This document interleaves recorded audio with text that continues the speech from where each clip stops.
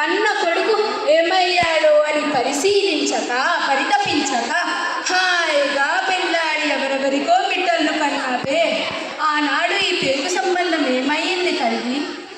అలనాడు అస్త్ర విద్యా పరీక్షా సమయాన ద్రోణాచార్యులు పెద్దలందరూ కలిసి కులహీనుడా సూతుడా సూతుడా కులహీనుడా అంటూ అగ్ని సంబటం లాంటి మాటలతో నా అభిమానాన్ని బద్దలు కొడుతుంటే, కాదు కర్ణుడు సూతుడు కాదు, వాడు నా బిడ్డ అని చెప్పలేని నాడు ఈనాటి నీ మాతృప్రేమ ఏ కష్టంలో కలిసింది తల్లి. ఈనాడు కర్ణుడు రాజయ్యాడు కనుక రేపటి యుద్ధరంగంలో నీ బిడ్డల పాలిట యమధర్మరాజు అవుతాడు కనుక ఇప్పుడు వచ్చి కర్ణుడు నా కొడుకు అని కనుడ నీళ్ళ నింపుతున్నావే. ఇది మాతృప్రేమేనా తల్లి?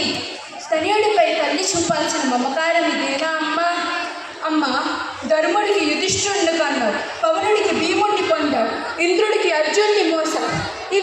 ఇవన్నీ నచ్చాయిలే కానీ లోక సాక్షి కర్మసాక్షి అయిన భాస్కరవంతుడు కర్ణుడు నా కొడుకు అని చెప్పుకోవడానికి మనస్సు రాకపోయిందా? కనీసం ఎవరో దిక్కులేని బిడ్డ నాకు దొరికాడని మీ పెద్దలకు చెప్పి సంయమించి లాలించి ఉంటే నా బతుకు ఇలా నక్కలి పీకని కలేబరే అయ్యుండేదా అమ్మ? ఆ దుర్యోధనుడే లేకపోయి ఉంటే ఈనాడు ఈ కర్ణుడు నీ ముందు రానిచ్చేవాడా? ఏనాడో ఆత్మార్పణ చేసుకుని ఉండేవాడు.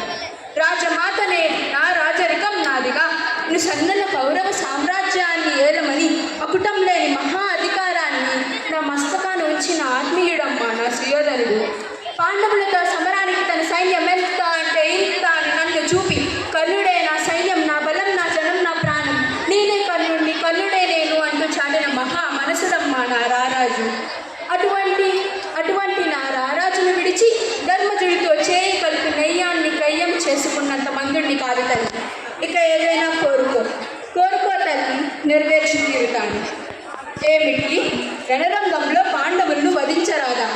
సభాష్ ధర్మరాజు, శాస్త్రంలో తప్ప శస్త్రాలలో అసలు పరిచయం లేనివాడు, అతనిని వధించను.